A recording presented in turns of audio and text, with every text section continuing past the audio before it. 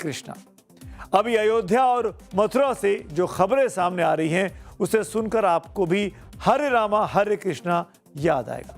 आपको बता दूं, साल 1971 में इस नाम से एक सुपर डुपर फिल्म आई थी जिसका एक सुपरहिट डायलॉग भी था, दुनिया में सबसे बड़ा पाप है झूठ बोलना और सबसे बड़ा धोखा है भगवान के नाम पर लोगों को लूटना।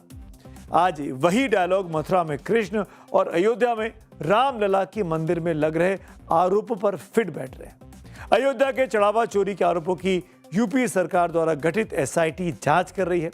ऐसा दावा किया गया कुछ एक सूत्रों के द्वारा कि एक हफ्ते की जांच के बाद एसआईटी ने अपनी प्रारंभिक रिपोर्ट भी तैयार कर ली है।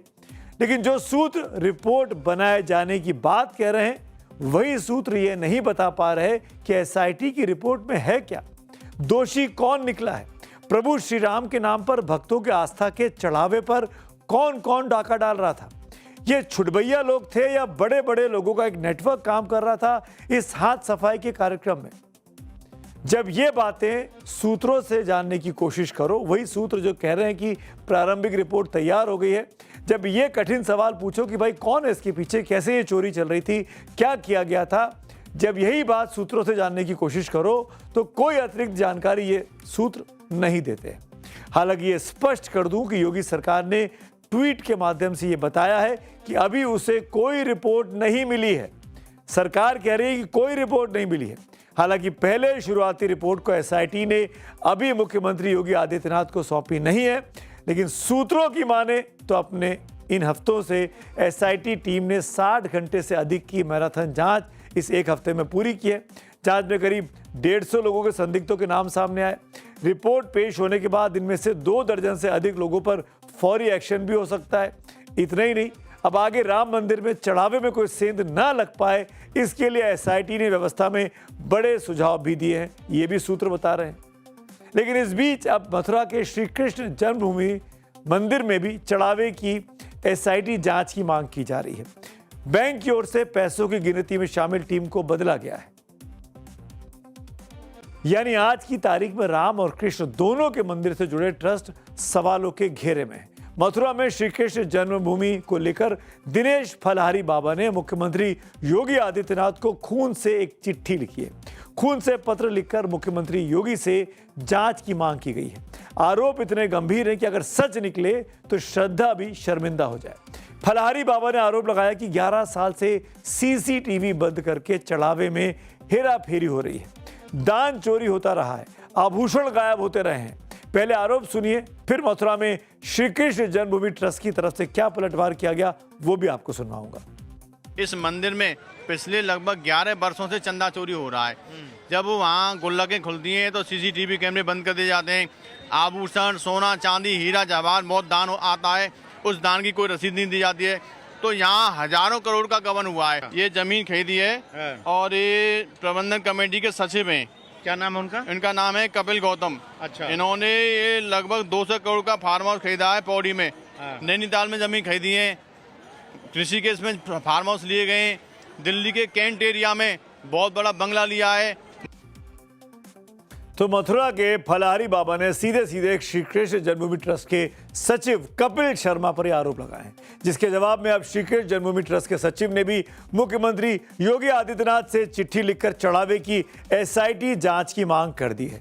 इतने ही नहीं, अपने पलटवार में कृष्ण जन्मभूमि ट्रस्ट के सचिव कपिल शर्मा फलहारी बाबा की राजनीतिक कुंडली लेकर भी सामने आए और आरोप लगाए कि दिनेश फलहारी समाजवादी पार्टी से जुड़े हैं, वो खुद कई मुकदमों का सामना कर रहे हैं, उनके ऊपर ठगी और चोरी के मुकदमे हैं, चार्जशीट उनके खिलाफ दाखिल है। पहले कपिल जी को सुनते हैं। मेरे विरुद्ध जो दिनेश फलहारी ने आरोप लगाए हैं, जो अकूत संपदा इकट्ठी करने का एक विषय रखा है, और वो अकूत संपदा उन्होंने कहा है कि मैंने जन्मभूमि के चढ़ावे से बनाई है।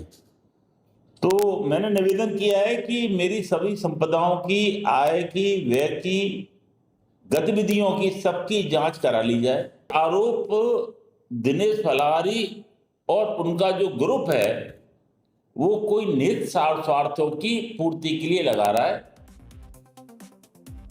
दोनों तरफ से आरोप प्रत्यारोप लगातार लग रहे हैं। एक आरोप कर रहा है कि मंदिर में बरसों से चढ़ावा चोरी हो रहा है, तो दूसरी तरफ से दूसरे का दावा किया जा रहा है कि आरोप लगाने वाला खुद आपराधिक प्रवृत्ति का है। लेकिन बड़ा सवाल यह है कि राम के बाद अब कृष्ण भगवान के जन्म स्थान में चोरी का शक क्यों उठ रहा है? जो भक्त आस्था के नाम पर लाखों करोड़ों चढ़ावा चढ़ाते हैं, वो पैसा कहां जा रहा है? ट्रस्ट में पारदर्शिता क्यों नहीं है?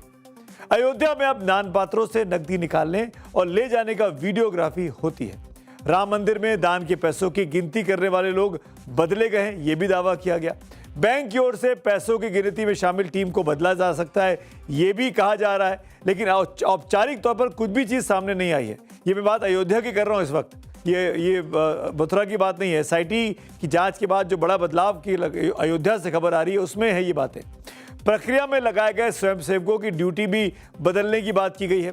निगरानी में अलग अलग लोग लगाए गए हैं। पहले से निर्धारित नियमों का पालन अब सख्ती से किया जाएगा। ड्रेस कोड सिस्टम लागू होगा। यानी ये तमाम चीजें ऐसी हैं जो अब करने की बात की जा रही है। इस अयोध्या में राम मंदिर चढ़ावे की चोरी का मामला और गंभीर हो रहा है। एसआईटी जांच कर रही है। सूत्रों के हवाले से जो खबर मिल रही है उसके मुताबिक शुरुआती जांच के बाद एसआईटी की तरफ से बड़े बड़े सुझाव आए। जैसा कि अभी हमने आपको बताया कि एक प्रोफेशनल ट्रस्ट बनाया जाएगा, एक प्रोफेशनल सीईओ की तैनाती हो, हर हफ्ते ऑडिट हो, सीसीटीवी फुटेज 180 दिन तक स्टोर किया जाए और भी बहुत कुछ। मतलब साफ है, पहले जो सिस्टम था उसमें कुछ दो गड़बड़ थी, लेकिन गड़बड़ कौन कर रहा था ये सूत्र नहीं बता रहे। मैं फिर से उसको अंडरलाइन कर दूं, सूत्र अपने मतलब की चीज बता रहे हैं, लेकिन जो हम अपने मतलब की चीज पूछें तो कोई जानकारी अतिरिक्त हमको नहीं मिल रही है। दावा किया जा रहा है कि एसआईटी ने 150 पन्नों की प्रारंभिक रिपोर्ट तैयार कर ली है। सूत्रों के मुताबिक एसआईटी ने अब तक 150 से अधिक लोगों के बयान भी दर्ज कर लिए हैं। जांच से जुड़े लोगों को अयोध्या छोड़ने की मनाही की गई है। आगे की जांच उनसे दोबारा की पूछताछ की जा सकती है। सूत्रों का दावा है कि एसआईटी रिपोर्ट में मंदिर ट्रस्ट की कार्यप्रणाली में बड़े बदलाव की बात की गई है। मैं फिर बता दूं, एसआईटी यूपी सरकार ने बनाई है। यूपी सरकार के अधीनस्थ जो प्रशासनिक कर्मचारी हैं, जो पुलिस कर्मचारी हैं, वो एसआईटी की टीम में हैं। अब वो कितने निष्पक्ष रिपोर्ट देंगे, इस पर भी सवाल खड़े कर रहे हैं विपक्ष के लोग। सुझाव दिया गया कि ट्रस्ट का पुनर्गठन किया जाए, जवाबदेही के लिए सभी पदाधिकारियों की जिम्मेदारियां तय की जाए, किसी अनुभवी प्रशासनिक अधिकारी यानी सीईओ की नियुक्ति करने का सुझाव भी दिया गया है। ये सब सूत्रों के हवाले से है। औपचारिक तौर पर सूत्र नहीं बता रहे कि चोरी किसने की है। का समय पूरा हो गया है। जैसे ही जांच रिपोर्ट आएगी, निष्पक्ष कड़ी कार्रवाई होगी। सरकार की प्रतिबद्धता भ्रष्टाचार मुक्त शासन देने को लेकर। और अब बात उस जमीन की जहां से उठने वाला बारूदी धुआं पूरी दुनिया का दम घोट रहा है। सवाल यह कि क्या इजराइल शांति का सबसे बड़ा दुश्मन बन चुका है? क्या बेंजामिन नेतन्याहू की जिद की वजह से खाड़ी देशों में शांति का सूरज उदय नहीं हो पाएगा? पर्दे के पीछे एक बहुत बड़ा खेल चल रहा है। एक तरफ स्विट्जरलैंड की खूबसूरत वादियों में अमेरिका और ईरान सब कुछ भूलकर टेबल पर बैठ रहे हैं, बातचीत करना चाह रहे हैं, तो वहीं दूसरी तरफ यरूशलेम से नेतन्याहू ने हुंकार भर दी है।